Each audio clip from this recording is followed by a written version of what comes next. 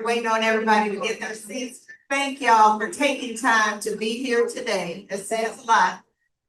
Thank you, Commissioner Hambrick, for hosting this town hall. You guys, we're on a mission to ensure that you understand what's going on, right? And so this property tax bill will be on the ballot in November. So our communications team, thanks to Valerie, she's here with us today. Thank y'all, IT, everybody for being here. But it takes a team of us to pull stuff together. But they were on a mission, our Board of Commissioners, to make sure that we're explaining to you what this bill means. What does this look like for whoever it applies to? And, you know, you can vote with the understanding versus showing up at the ballot wondering what the heck it means. Because, you know, things tend to be worded a certain way when you get to the poll. And it can be confusing sometimes. And so I hope that this effort will help you guys make an educated decision in terms of what you feel is best, okay? First and foremost, I'm Danielle Smith. I am your Clayton County Tax Commissioner. Thank y'all for having me here today. We got a whole bunch of these we're gonna do before the election on November 4th. So this is the first one that we're hosting. But if by chance you know friends, family, neighbors, whomever that missed this one and you know they need to hear this information, they don't have to physically be present. They can register to be on Zoom. And we got plenty more coming up. So Valerie, I don't know, do we have any other flyers here so they can see all the dates? ClaytonCountyGA.gov website, you'll see the flyer that shows all the town hall dates. So even if you hear some stuff here, it's a lot of information, I can tell you that now. Then you may want to jump on another one on Zoom or something just to listen again, okay? But you can go to ClaytonCountyGA.gov and that way you can see all the town halls that we'll be hosting, okay? This is just the first. So who are we in terms of the tax commissioner's office? A lot of times there's confusion between the tax assessor, the tax commissioner, and the board of commissioners, right? So the tax commissioner's office versus the TAO, which is tax assessor, versus the BOC. The values, the millage rate versus the billing. Well, your values are set by the tax assessor. Every year they go out, they set values on every piece of property in Clayton County. That could be real estate, personal property, right? They set the values. The Board of Commissioners sets the millage rate. Those two things really calculate what your bill will be, okay? And then the tax commissioner is tasked with collecting the taxes, okay? Taxes, we collect, we distribute, all right? We bill, collect, disperse. And there are seasons for each. So we just went through the tax assessment season. That was the first notice you got, just to advise you of what your value is on your property. Then you have 45 days from that time to appeal it if you disagree. Now, I tell people all the time, you have to know why you're appealing because usually the initial assessment is for an area. When you appeal, they're coming to you, right? And so the area may assess at a certain level. And if you've done major renovations, some additions to your house or whatever, and they come to you, your value might go up. Okay, so you have to know what you're appealing and be able to justify it. All right, because it doesn't necessarily mean the value will go down. And then you have the tax commissioner's billing cycle, which is coming up. So we had to delay all these legislative changes. Everybody remembers HB 581, right? That posed a delay with many counties. I just talked with a colleague of mine. Their bills aren't going out until mid-November. Ours normally go out around mid-September. Not this year. So they'll go out around Wednesday, October 1st this year with a due date of December 1st. If anything happens between now and Wednesday, we'll let you guys know. But hopefully everything is good to go at the printer and they're on the way. Okay. What I do not do, I do not set the values on properties, right? That's the tax assessor. I don't set the millage rate. That is your board of commissioners. So I tell everybody all the time, if I can't get the glory for lowering your taxes, don't be giving me the blame for raising. I'm just saying that. And these are your Board of Commissioners members in terms of your chair and then your commissioner for every district. I'm sorry, do I have to back up? You sure? What I do, in short, the tax commissioner's office, we bill, collect, distribute, we handle homestead exemptions. That's what we'll be talking about today, an additional homestead exemption. And then we handle the initial process of business license applications, okay? That's what we do in a nutshell. Bill, collect, distribute, handle homestead exemptions, and handle the initial process of the business license applications, okay? When you got questions about your bill, yes, you come to me. If you got questions about your value, who you need to call? Tax assessor, okay? So if I'm under appeal, I don't call the tax commissioner because the assessor has to handle the appeal to get your value where you both agree it's gonna be. Then that automatically trickles down to my office, okay? So property tax bills, we're gonna go out on or around October 1st. It might be October 3rd. Let's see what happens with the printer. We just had a situation this past week. A construction company doing some work, cut a line. Had the whole county network jacked up, for lack of better words. So things like that happen. And it may pose an additional delay. I don't know. Hopefully not, but we'll see. When are the bills due? They're always due 60 days after that mail out. So if they go out on October 1st as planned, they'll be due December 1st, okay? What if I'm under appeal? Many times folks think I'm under appeal, so I ain't got to deal with this bill till my stuff is final, right? No. When you first receive the bill, if you're under appeal, you're receiving an 80% bill. Okay, your bill that the previous year's millage rate or value, and you're not charged at 100%. Now, could you be? Yes, you could request, no, just give me 100% bill.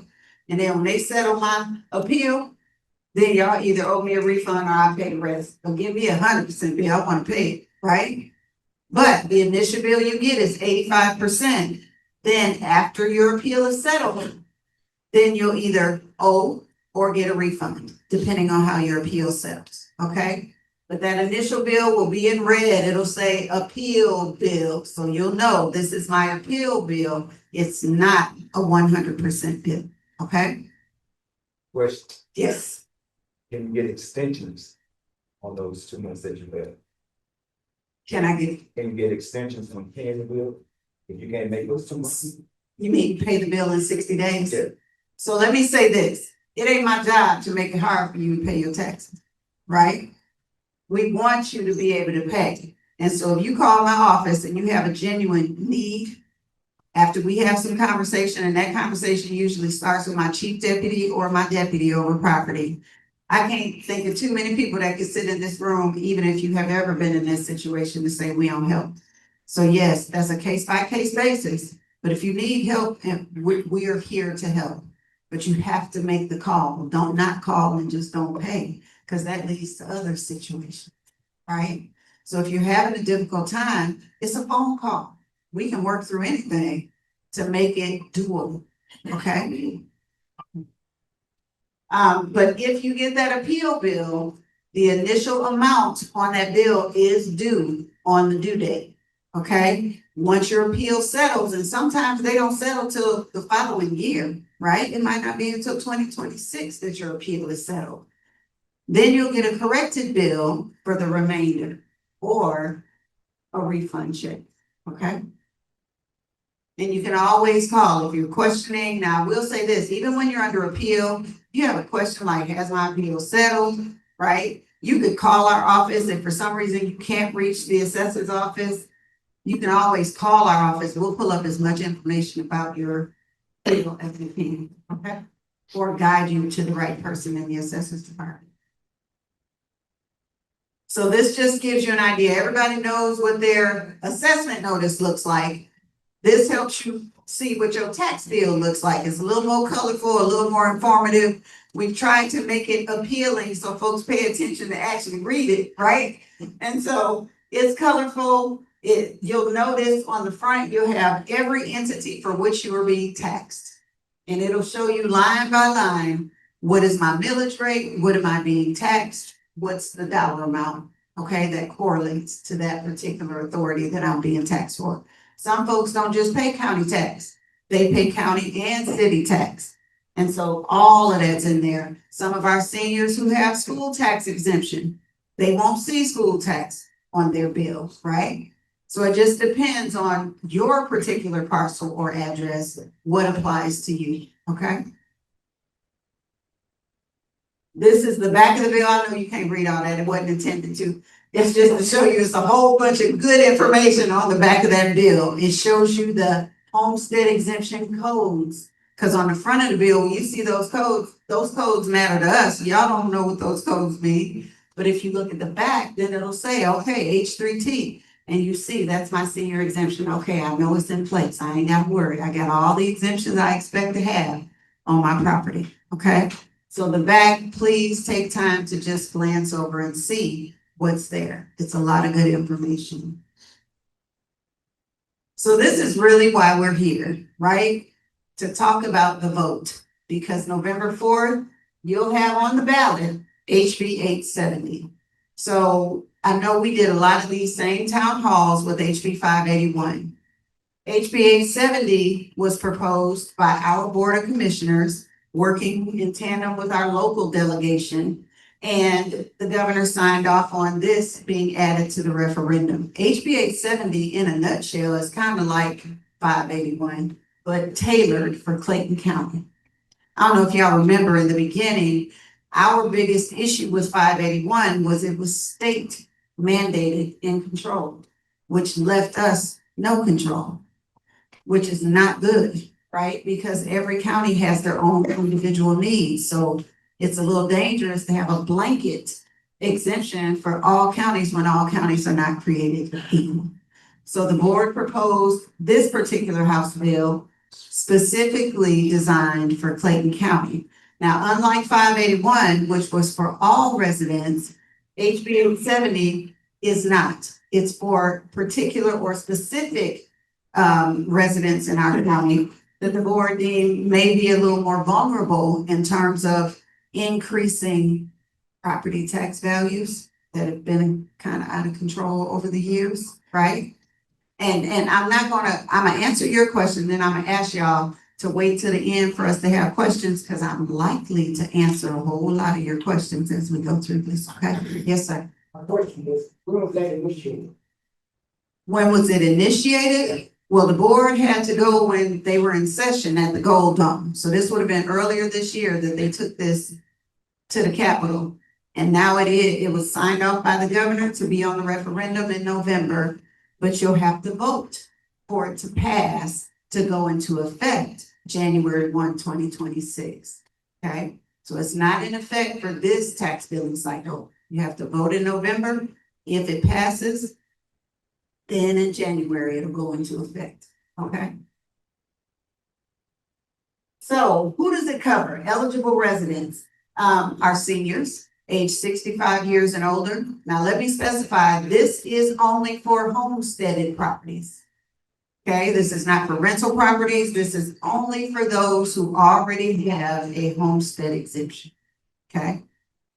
Any homestead exemption, it could be your veteran exemption, your senior exemption, your basic homestead exemption. As long as you're already a resident who holds a homestead exemption, then you're eligible for this if you fall in one of these categories. So that's our seniors. Our seniors, you have to be 65 years old or older on January 1 of any given year. If you already got your senior exemption, this applies to you right now. But senior exemption application season is January 1 through April 1, right? So suppose you don't turn 65 until November. It doesn't matter. January 1, you can apply. You can apply in November when you turn 65, right? It just doesn't go into effect until 2026. So you don't have to wait until January, but that is the window. January 1 through April 1 is the normal exemptions window for homestead. Our veterans, you can apply for your exemption whenever you got your letter from the VA. You don't have to wait till January through April, right? 100% disabled persons, this applies to you as well. There are things that you have to do to prove your 100% disability, but if you are eligible, this also applies to you. Unremarried surviving spouses of peace officers or firefighters who were killed in the line of duty. This applies to them as well, okay? And ensures that they receive the best exemption possible, all right? So our seniors, our disabled vets, our unremarried surviving spouses of peace officers and firefighters who died in the line of duty, and our 100% disabled individuals. Those are the categories of people HB 870 applies to. We good? Yeah, I know you said of the questions, but my question is, if I already have a homestead exemption, are you saying that I need to go and apply again? No, Oh, okay, so I'm good. yes. Oh, okay. Everybody who already has a homestead exemption, you're kind of grandfathered into this, if it's voted in. You don't have to do anything if you already have a homestead exemption. What you do have to do, any of us in this room, 65 years old or older, Vote. you do have, well, you gotta vote. Everybody needs to vote. I don't care for 25, right? You need to vote, right? Even if this doesn't apply to you right now, you need to vote. Cause you know somebody, it might be your grandmama, godmama, or somebody's auntie or something. You vote because it benefits somebody, right? So you need to vote. I don't care how old you are. But if you're 65 years old or older, that's the only time you actually have to apply for your senior exemption. I'm not the holder of vital records, so I don't know when your birthday is, right? So it doesn't automatically apply once you hit 65. When you turn 65, all you need is your driver's license. Come in and show us proof of your age and your residency, and you get your senior exemption. And your senior exemption, school tax is almost 50% of your bill. Yes. So I have some seniors that don't want it though. They don't want it. They want the monies to go to our school system. They know it's benefiting our future, right? So they don't apply for it, but it is available to you. Clayton is a little different from a lot of counties. Some counties, you gotta be 70. And there's an income requirement. And unless you meet both, you are not eligible, right? So Clayton, I mean, this is a good senior exemption where all you have to be is 65 years old or older. Okay? Ma'am, Yes. is this original to Clayton County or are the other counties already doing this? This is Clayton County's legislation. Now, I don't know if any other counties have legislation but this was tailored specifically for Clayton. Okay? Yes, I applaud it too. Some folks complain, well, everybody needs it. I know, but it's a start. Right? It's a start. I tell folks all the time, exemptions cost. They are not free.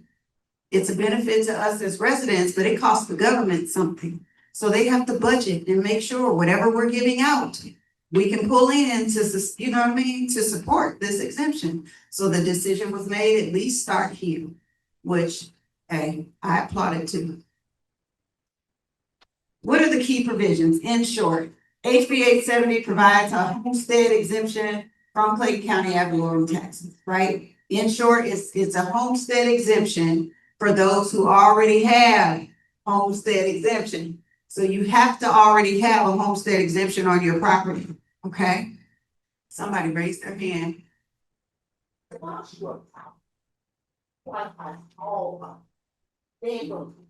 Oh, you down now. Can I just have a negative or credit down?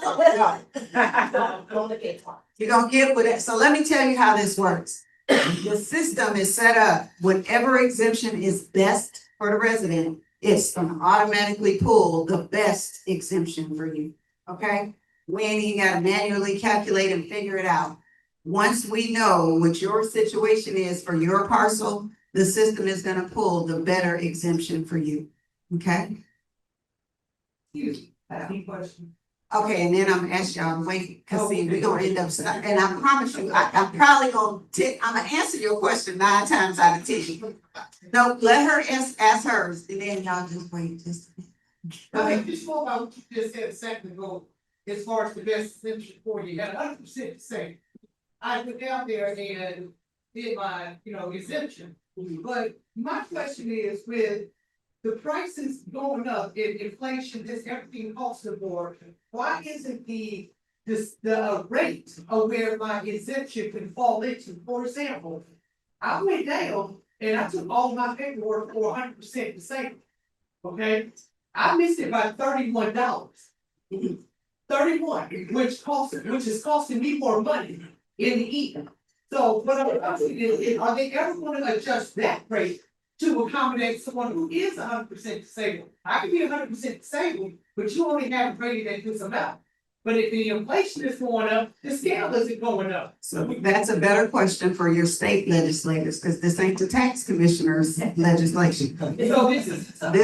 That's something that goes through the county to apply, but 100% disabled does not mean 100% exempt, right? Those are two different things. Being 100% disabled does not mean 100% exempt.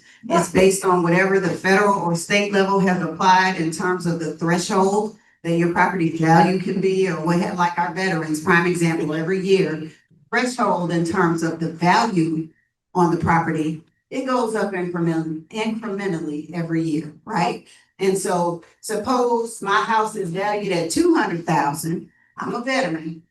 I'm valued at 200,000, but the veteran's exemption threshold is 100,000, right? Then that means I'm now being taxed at 100,000 instead of 200,000, right?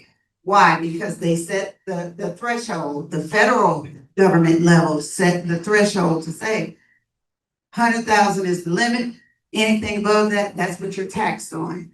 And so I have to look at your individual situation. I don't want to get sidetracked talking about just your parcel. That's something you call me and then we'll go over it. Okay? Okay. We good? All right.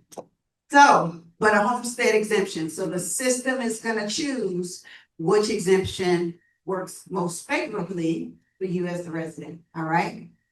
Some of our veterans, this is not as good as what they already have. Okay, there are some veterans who end up with a zero bill because of what we just talked about. They already are either under the threshold or right at it, so they don't get taxed at all. Okay, and so that's a benefit. And this may not be as good of an exemption as what they already have, but the system is gonna dictate, no, they already got this, they're already at zero, we're not gonna change it. You understand? But they still need to vote. Yes. That part, what she said, right? You still need to vote, all right? The goal here is for you to understand what you're voting on, but yes, you need to vote, okay? Specifically for, I told you, our disabled vets, our seniors who are 65 years old or older on January 1. So if your birthday, suppose you're 64 right now, and you turn 65 on January 3rd, you could apply in 2026. But it won't go into effect until the following year. You have to be 65 or older on January 1 of any given year for it to go into effect that year, okay? Unremarried surviving spouses, a peace officer or firefighter killed in the line of duty, and are 100% disabled person, okay? The exemption granted shall apply to all taxable years beginning on or after January 1, 2026. What I tell you, when you vote in November, if it's passed, it goes into effect January 1, 2026. Okay? And this particular exemption will end December 31st, 2030. So it's just for 4 years. Okay. Unlike normal homestead, which is forever, as long as you own the property, HBA 70 is property tax relief for a period of 4 years, if passed. Okay. There, there we go. Adjusted base year. So you'll see this, it may say it on the ballot, it may not, but it's gonna say an exemption based on the adjusted base year. But the adjusted base year means what? I ain't gonna read all that. In short, the adjusted base year is your previous year's base value. So if this passes in November, which is 2025, goes into effect 2026, the base value is the previous year, 2025. So whatever your value was set this year, when you got that assessment notice and they told you what the value on your property was, that will be your base year if this legislation passes. That's your base. So suppose it's 250,000, right? The adjusted base year is the next year's appraised value, the difference between the two. Okay, that's your adjusted base value. Now, what HBA 70 would do, this is why it's relief. Suppose my value increased 6%, right? Next year. But in 2027, it'll be based, the increase in what I can tax on your growth or increase in value will be dictated by the CPI. And I'm gonna go into a little more detail. That's the Consumer Price Index. That's what the Revenue Commissioner, he sets the rate based on spending, right? How does this look in Georgia? If your property value increased 6%, I can only tax up to the CPI. So suppose the CPI was 3%. That means I'm not gonna be taxed on the whole 6% increase. I'll only be taxed up to 3. Does that make sense? The purpose of this, the relief is because it restricts the amount of your value that can be taxed. So it's not gonna restrict your values increasing, so it's not gonna hurt the county because values still increase, but it's gonna restrict how much of that value can be taxed, okay? I see everybody nodding. So that's where it's beneficial, okay? It's not, you won't be taxed on all the growth in terms of value of your property. Oh, this is the important part.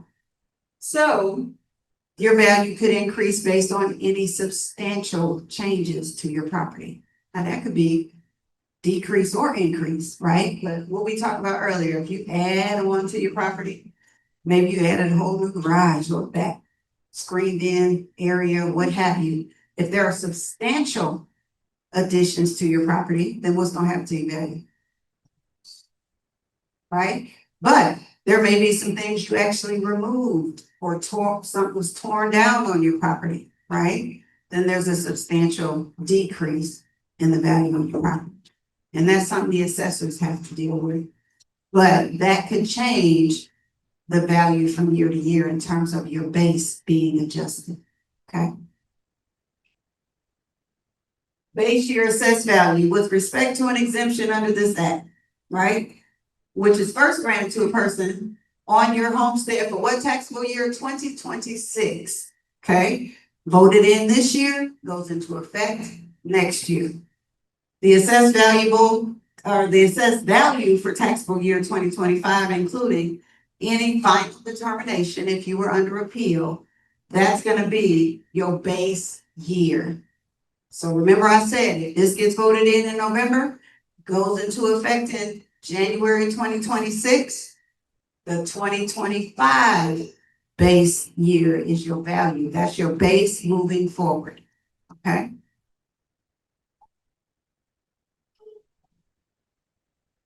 So what is homestead? Well, homestead, as defined in this is per Georgia State Code, it's only for not more than 5 contiguous acres. So it's the first 5 acres on the roof over your head, the primary residence. Homestead only applies to your primary residence. Suppose you live on some land and it's 10 acres. Homestead applies to 5. Okay, not more than 5 acres. It's only for your primary residence and you can only have 1 homestead exemption. That's all over, like not just Clayton County. You can only hold 1. So when folks come in brand new to Clayton County, that's part of our, questionnaire, so to speak. Do you hold a homestead anywhere else? Right? If they tell us what county they come from, because we call and contact and verify, because you can only hold. How do you qualify? Come to the TC's office. Come in, apply, go online, apply. You don't even have to come in anymore. COVID change processes for everybody. So back in 2020, all that changed. You can apply online for your homestead, upload documents, upload a picture of your driver's license, whatever is required. You don't have to physically come to the office anymore. You can just log online. If you go to ClaytonCountyGA.gov to the tax commissioner's page, there's all kind of hyperlinks, one of which is exemptions, okay? Go to our office or go online, apply. Remember I said January, I know I said January 1 through April 1, don't come on January. We're not gonna be there. So it's really January 2 through April 1st, okay? But you have that window to apply. All residents who currently hold a homestead, you're automatically grandfathered into HB 870 if this is voted in, okay? We've already got systems in place that will flag your property. Now, what I will say is, if this passes, still call and make sure your stuff is, it can't hurt, because this is new, right? So you get a new exemption, there are systems changes. I still highly advise, call and just say, hey, I want to make sure, is all my stuff in there for you? And make sure it's in there right. We'll fix it if it isn't, but make sure, I would call if I were you. I highly advise. Do I need to reapply for the homestead? Somebody, you asked that, see, I told y'all if you wait, it's already in. I told you. I be trying to cover all bases. No, you do not need to reapply for your homestead. Okay, if you already have a homestead, you're already in. If you live in Clayton County and you have not, I know somebody who's been living here for years and just told me, I ain't never applied for the homestead. I'm like, what? Right? So if you have not applied, go on and apply, and you don't have to wait till January 1. I tell people all the time, see what happened at the holidays, we get busy and it's the holidays and it's family. And then after the first of the year, you basically rested and we forget. And the months can pass by before you know it. So if you need to apply, I do it like Monday, get it over with, okay? But if you already got it, long as you own that property, you got a homestead. Once you apply, that's it. You don't have to reapply unless there's a change to your deed, right? So suppose someone, your spouse passes away, you took them off the deed, then you need to reapply and make sure your homestead is up to date. Some folks, I know I've been talking to my kids because I'm gonna probably add one or a couple of them onto my property. So if something were to happen to me, then I don't have to worry about them going through a whole bunch of changes because they're already on the deed, right? But if I change my deed in any capacity, I gotta reapply for homestead. Some folks get a trust, right? And so now my deed is in the trust's name. Then what needs to happen? I need to update my homestead exemption, okay? Anytime there's a change in your deed, you need to update your homestead exemption, okay? Yes, yes, ma'am, yep. Okay, she asked, can you do that online? Yes, you can. All right, and you can upload the documents. Once you apply, it's yours, period, as long as you own that property. Will I lose my homestead with HB 870? Absolutely not. You will not lose what you currently have. Just know if this passes and you fall in any one of those categories, the system is gonna choose the best exemption for you from year to year, okay? Surviving spouse, what does that mean? Well, the surviving spouse of the person who receives the exemption, in our case, what did I say? Is surviving, unremarried surviving spouses of firefighters and peace officers who died in the line of duty, right? They will continue to receive that exemption as long as they still live in that house and that's their primary residence. Unremarried, so they still have to be unremarried and live in that house. Inflation rate, this is where it gets a little fun. The inflation rate is the annual inflationary index rate that the revenue commissioner sets. That's the state revenue commissioner that sets that rate from year to year. The previous adjusted base year value, so what does that mean? First grade, so whatever was your first base year, which is what year, y'all? If this passes, 2025 is your base year. So your previous adjusted base year is always the year before any given year, okay? So for everybody who gets grandfathered in this first year, 2025 is their base year. Suppose somebody moves into Clayton in 2027, what's their base year? The previous year, whatever value was set on that property the year before, okay? Brand new properties, like new subdivisions and things, that wouldn't apply. They're coming in at the first year because nobody's ever lived there before, okay? The inflation rate. So once the revenue commissioner determines what that rate is, each year, what I told you, your value is not gonna be restricted in terms of how high your value might go, but the taxable portion of that value will be restricted by that inflationary rate set by the revenue commissioner. So if your value went up 14%, if the CPI is 4, how much can I tax? Just that 4%, okay? I can't tax you at 14%. So the goal here was to avoid these mad spikes in values, which resulted in mad spikes in property tax bills, right? So this will help. And again, it's for 4 years, but it's some relief where you can at least gauge and have an idea of what your bill would look like ahead of time without being shocked when you open the envelope, okay? And again, this will apply to all taxable years starting January 1, 2026 until December 31st, 2030. So 4 years, okay? Substantial changes, what does that mean? Any increase or decrease in the assessed value, right? Derived from additions or improvements. That's the substantial change, additions or improvements, or the removal of real property from the homestead which occurred, right? So it could be an increase or a decrease depending on the substantial change to that particular property. How do we define 100% disabled persons? Well, in short, for Clayton County, and the statute says you gotta have a certificate from not more than 3 physicians, right? Licensed to practice. We only require 2 at our office. You have to have 2 letters by 2 different doctors to show proof that you are 100% disabled and unable to work. Okay? 2, not 3, but the statute allows up to 3. Okay, but 2 is sufficient from 2 different doctors to support that you are 100% disabled and unable to work. It could be a social security letter in some cases, right? But you have to have documentation to prove eligible for the 100% disability, okay?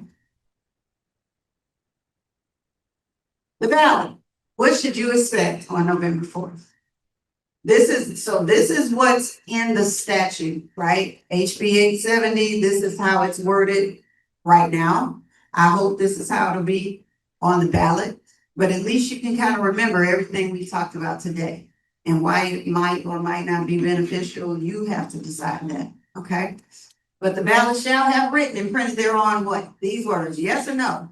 And then it states what it should say. Shall it be approved, which provides a homestead exemption from Clayton County ad valorem taxes for, and it names the categories of people, right? And it said to begin on what date and end on what date, right? Simple, that's everything we talked about here. You have to decide yes or no, okay? But at least you won't walk into the booth blind, wondering what does this mean? What is HB 870, right? And so if you decide, yes, I'm in favor of this, then you vote yes. Or if you decide, well, hold on, I don't disagree, I disagree, then you vote no. The vote is up to you. But I'm just here to tell you what the bill says so you can decide. All right, so everybody needs to vote when? November 4th. Yes. November 4th. Or early, so let me speak to that. Early voting, I think, thank you, starts, where's Valley, October 13th. 14th. October 14th through the 30th, 31st, Halloween. Last day to vote.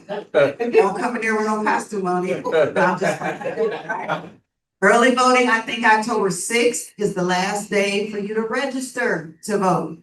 I will say this, I've said it before, check your registration. There's a lot going on today. So make sure, even if you say, I vote all the time, I know my stuff, check it. Because sometimes people make mistakes, you might end up off the roster and don't even know it. So check and make sure that you are registered to vote. October 6th is the deadline for that. Okay? Yes. myvoterspage.com. Yes, my voter page. myvoterspage.com. Yes. Everybody should check it because they did some crazy stuff. Please, right? Yes.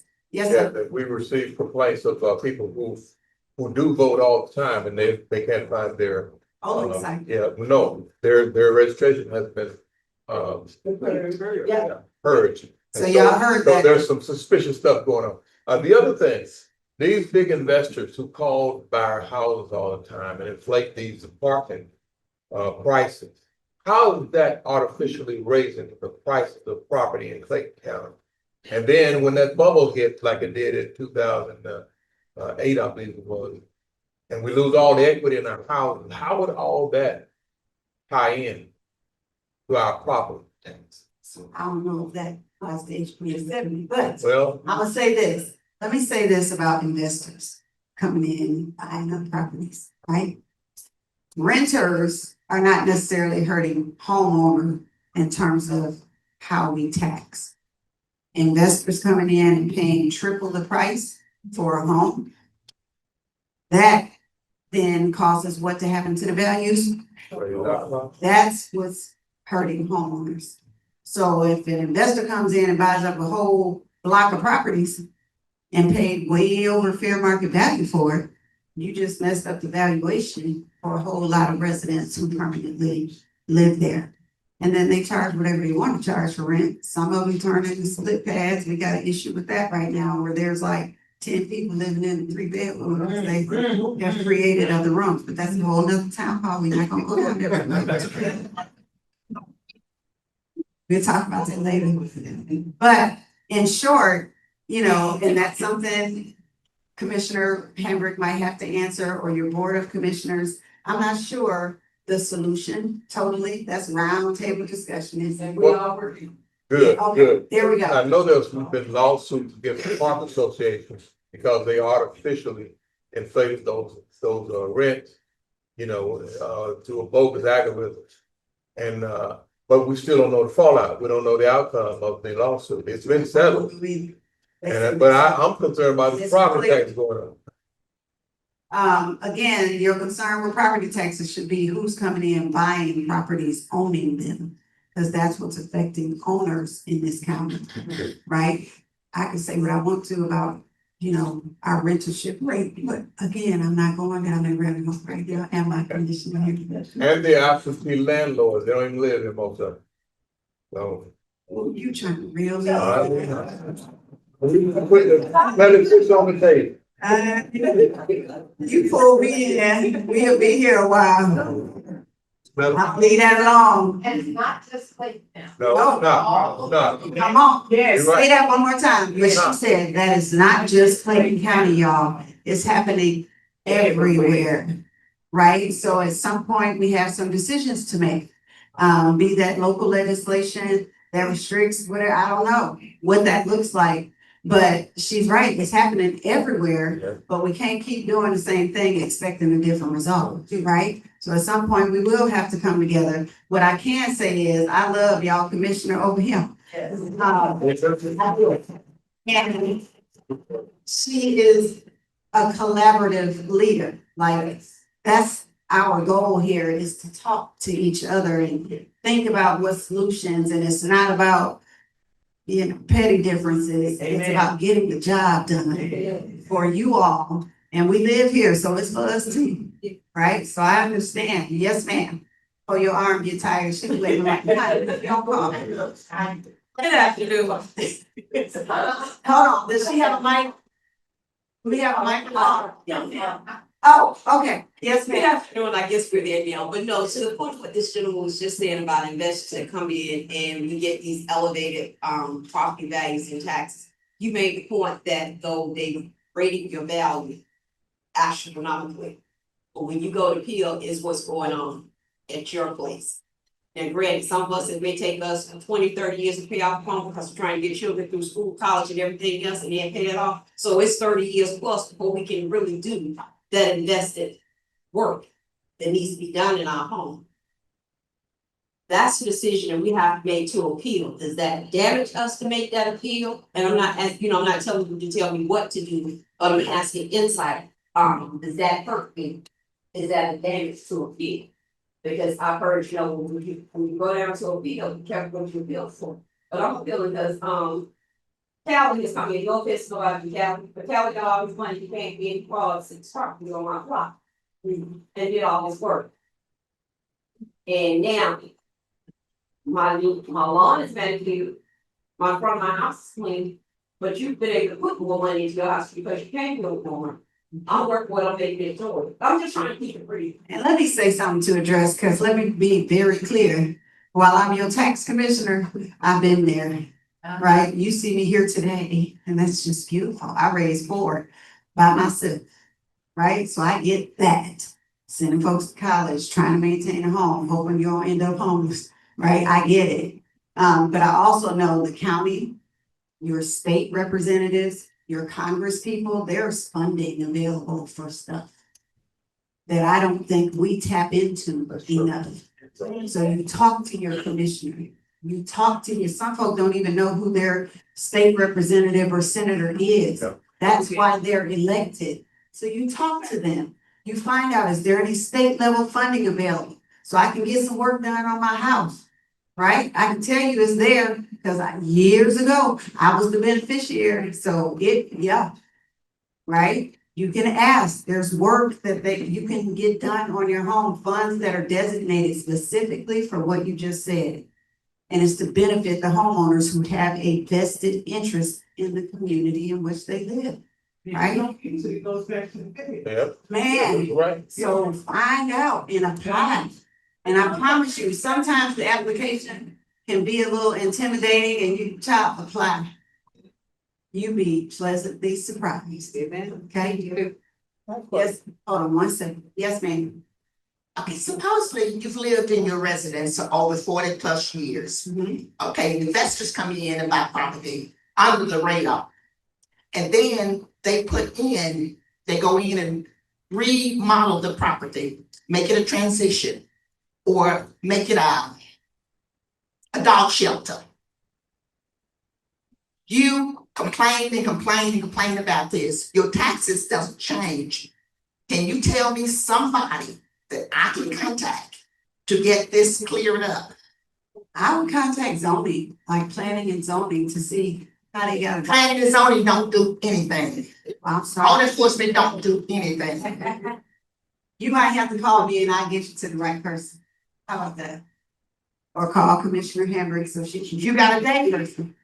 I can find out things. Yeah, because that sounds. Say what? We should put, Commissioner Henry say, I call all the time, she don't call. Oh. No. This is down to the point that everybody in my neighborhood is calling me. I'm only one person, I can do so much. I'm 73 years old, I'm an old woman. Well, you got your neighborhood, I got a whole county, so that's that. And what I'm trying to do is get this resolved. Look, the people on Zoom can't see what's going on back here. Hilarious. Somebody up here has a question. Can we get the mic?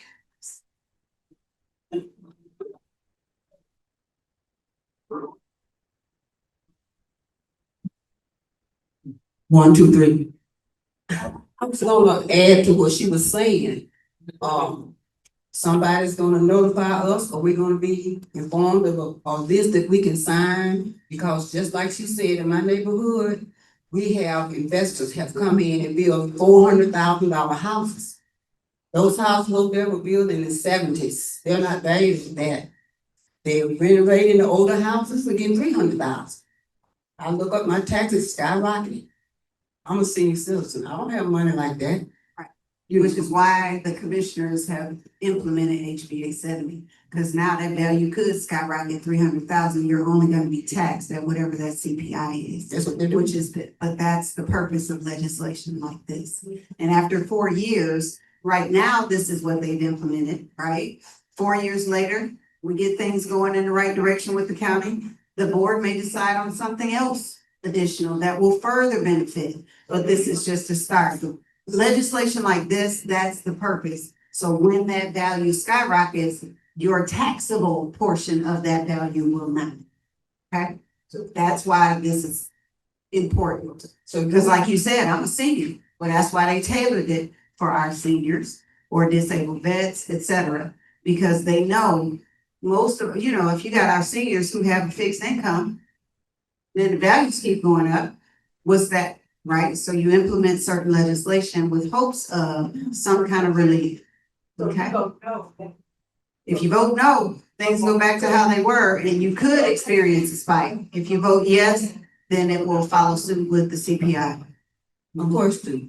Does it do any good? It was a young lady came by my house the other day, and she had a paper for people to sign to contest these high prices that are going on, food, groceries, and all that stuff in the store, as well as the house prices. So should we get a list like that going in our neighborhood to take to the the senators and things? Would that help? So, yeah, somebody, we need to know when this is gonna happen. Everybody keeps saying we're gonna get a list, we're gonna do this, we're gonna do that, but when and how will we know it's gonna happen? Cause everybody's not abreast of what's going on in the Commissioner community. Hambrick wants to answer your question. I get it, because business are not doing that, so be careful with what you're saying. I was just about to say. I didn't even let her in. Yeah, but commissioners are not doing So y'all heard that. It's not our board of commissioners. it. Exactly. She's going around with a list. She's going around with a pad, coming house to house, asking you to sign or testing these prices of the food. Yeah, the no, unless houses, you have everything. time. So let, I do never Yeah. read. and you gotta remember this, somebody show up at your door asking you to sign a petition that you haven't had time to review thoroughly. Don't ever put your signature on something and you don't know what you're signing off. Okay? Yeah. Didn't do it.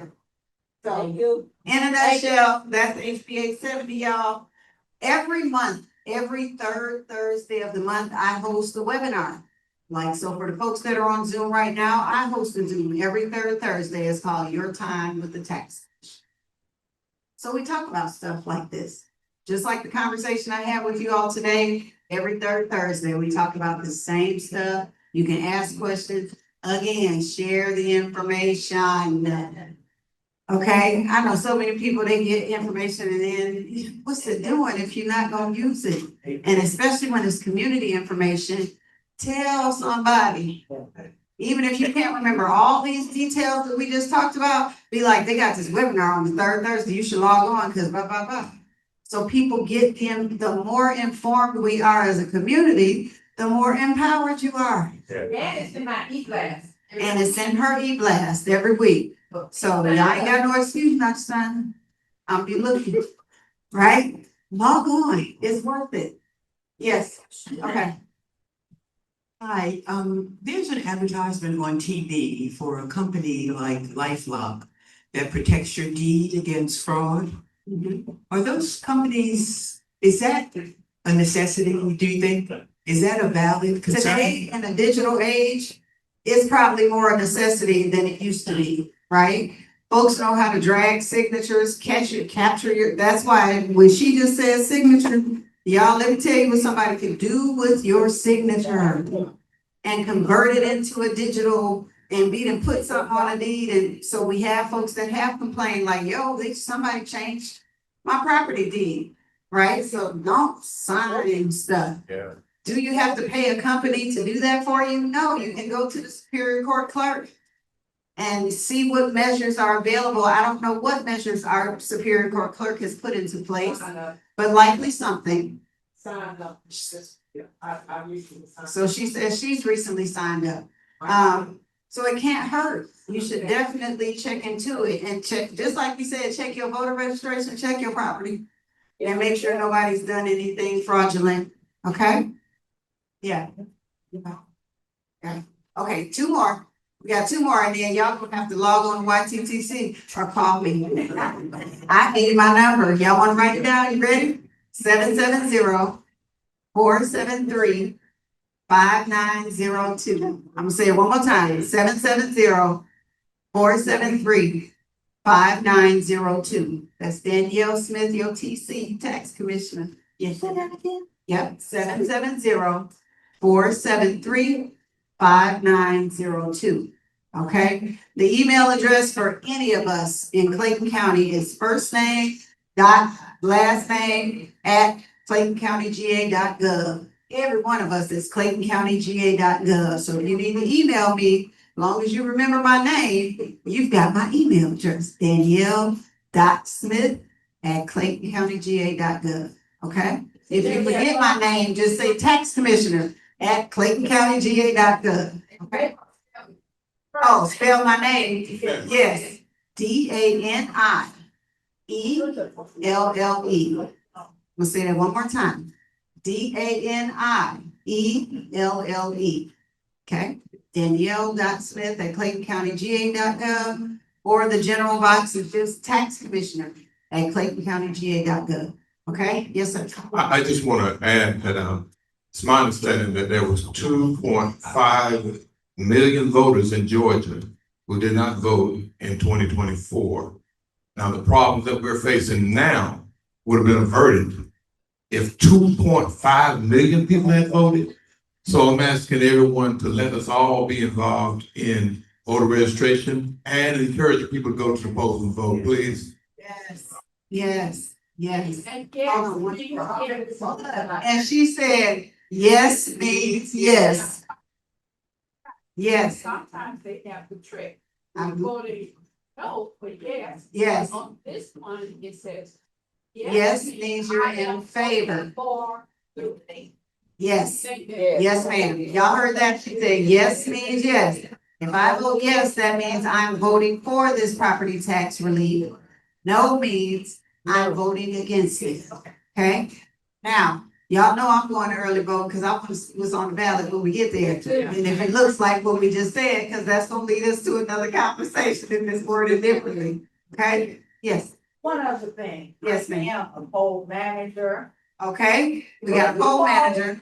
Please tell your people, if they don't know where to go, or they can't make it on election day, do your early voting. I cannot tell you all the number of people that come to my precinct and say, well, I thought, and the thought is wrong. We've got to educate our people because the people that are running and whatever these bills are, whatever, they're not out there advertising. So that's why we got this many people that did not vote. And every vote is important. I don't care what they say. You know, if you didn't think it was important, you shouldn't have registered. But if you registered, let's get out there and vote. Yeah. Yeah. I agree with your spiel 110%. Yeah. I do say, you guys, voting is not just a privilege, it's a responsibility. Like, we have to vote. We have to vote. Yes, ma'am. Last question. Yeah, someone in this room, this was on your panel, will have speak to the fact earlier, someone alluded to the fact that people were purged from the voting rolls. And it had something to do with because they did not vote in Previous. previous elections or the general, these smaller elections, local elections or something to that effect. They did not vote in those and they were only voting like say when it was presidential. I want to speak to the importance of them voting when we have these midterm elections or these smaller local elections, because this is where it starts going when we get to the next one. So all I can speak to is what I teach my children. Because young folks, you know, you got to push them. But this is what affects you every day.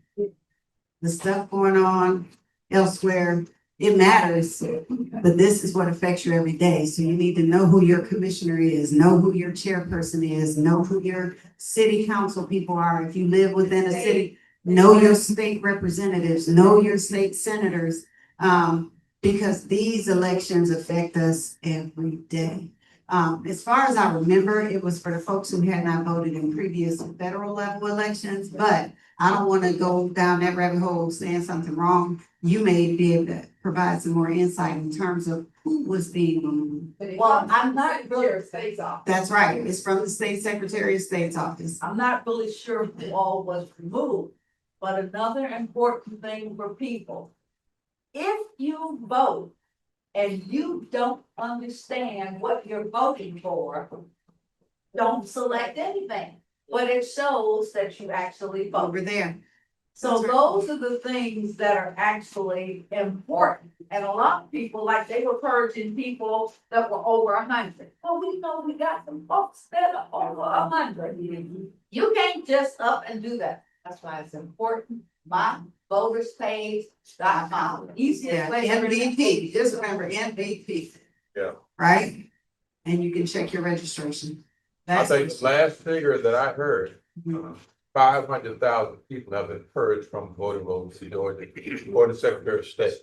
And there has been much talk about stealing the midterm election. And it's not rhetoric, it's not fake.